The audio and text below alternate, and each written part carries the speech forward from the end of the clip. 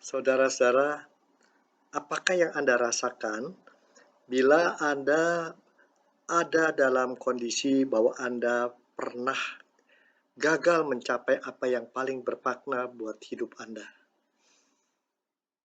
Apakah yang Anda rasakan ketika kegagalan begitu mengganggu Anda? Hari ini saya mengajak Anda melihat kitab Injil Yohanes pasal yang terakhir, pasal 21 ayat yang kelima. Ceritanya tentang tokoh penting di Alkitab yang bernama Petrus. Petrus pernah berkata, apapun terjadi di dalam kehidupan, aku akan membela Kristus.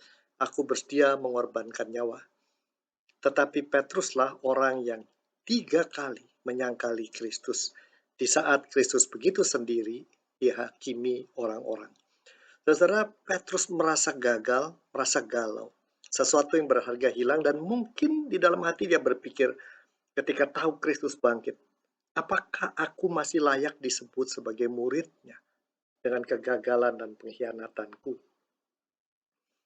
Di tengah kegalauan dan tidak tahu masa depan mau bikin apa dan lain-lain, dia memutuskan dia pergi melaut.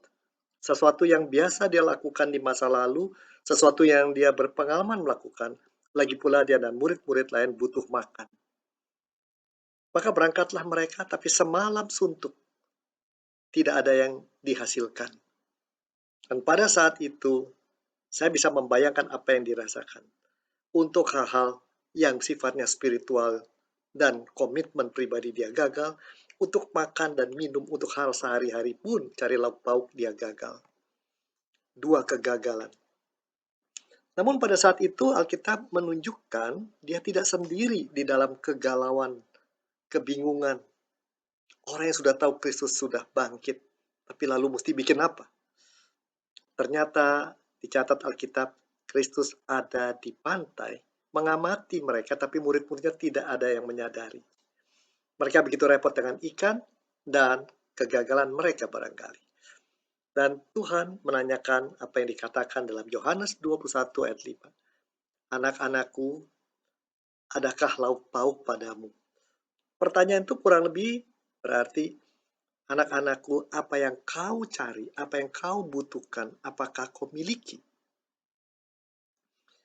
Tidak mudah orang untuk mengatakan dengan jujur di depan orang lain, depan Tuhan, apa yang dia rasakan. Tapi saat itu mereka katakan, kami tidak punya apa-apa, tidak ada, kami gagal.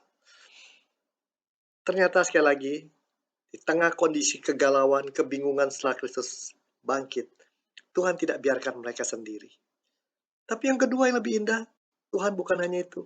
Tuhan memberikan mereka solusi terhadap kebutuhan mereka. Dia katakan, labuhkanlah pukatmu ke sebelah sini. Dan ketika mereka mau dengarkan kata-kata dan melakukan apa yang dia inginkan, apa yang mereka butuhkan terpenuhi.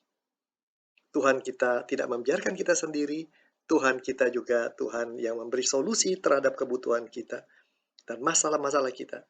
Tapi yang ketiga yang betapa indahnya adalah ketika mereka tiba ke pantai, ternyata Tuhan sudah menyediakan makanan yang mereka cari begitu susah. Mereka disediakan makanan yang sudah dimasak.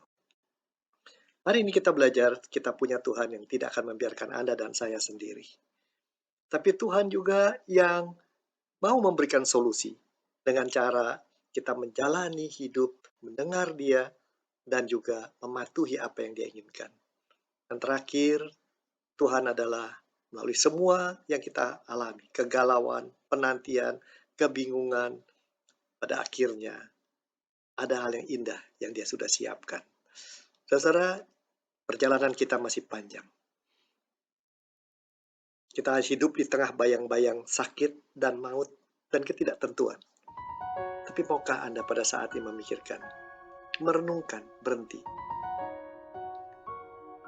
Adakah Anda dan saya abai melihat Tuhan yang menunggu kita, menyapa kita dari pantai? Tuhan yang mau mengatakan sesuatu untuk menyelesaikan masalah kita. Dan Tuhan yang sudah menyediakan kita sesuatu. Tuhan berkati Anda. Robi Chandra dari Jakarta.